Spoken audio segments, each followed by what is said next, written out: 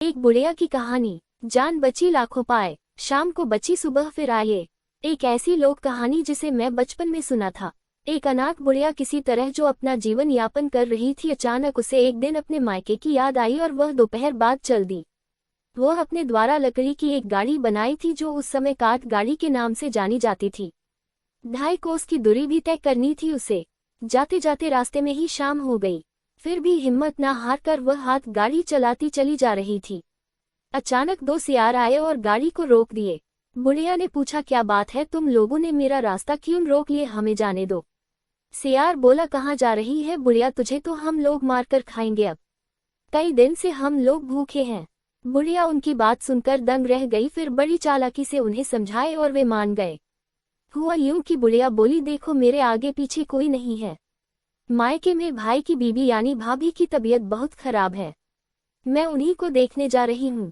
ऐसा करो, आज मुझे जाने दो, कल लौटते समय मैं पुनः इसी रास्ते से आऊंगी और तुम लोग मुझे मारकर खा लेना, हमें भी इस जीवन से मुक्ति मिल जाएगी।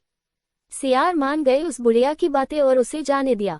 रात में घर पहुंचकर जब सारी बातें वह अपनी भाभी से बताई तो भाभी ने उसे एक तरकीब सुझाई। दूसरे दिन सुबह बुढ़िया परेशान थी, उसका परेशान चेहरा देखकर उसकी भाभी बोली, लो एक पोटली बालू रख लो अपने आगे, जब वे तुम्हें खाने को बोले समय के हिसाब से तुम यह बालू उनकी आंखों में डालकर भाग जाना। बुढ़िया को भी बात समझ में आ गई और वह वहां से चल दी। इधर सियार लोग बड़ी बेसब्री से उसका इंतजार कर ही रहे थे कि बुढ़िया आकर उनके सामने गाड़ी रोक दी। सियार बड़े प्रसन्न थे, उनका हाव भाव देखकर बुढ़िया बोली, हमें मारने की मेहनत मत करो, वैसे ही खा लो। सियारों की खुशी दोगुनी और बढ़ गई। सोचने लगे कहाँ से शुरू करे खाना। बुढ़िया बोली, देखो मैं झुक जाती हूँ, तुम लोग मुझे पीछे से खाना शुरू कर दो, मांस भी पीछे बची है अब। सियार दोनों खाने के लिए जो बुढ़िया के पीछे बड़े, वह बालू की पोटली खोली और दोनों हाथ से बालू लगी फेंकने।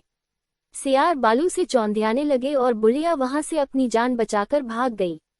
इस तरह बुढ़िया दूसरे की परामर्श और अपनी सूझबूझ के द्वारा इस परेशानी से छुटकारा पा गई और उसकी जान भी बच गई।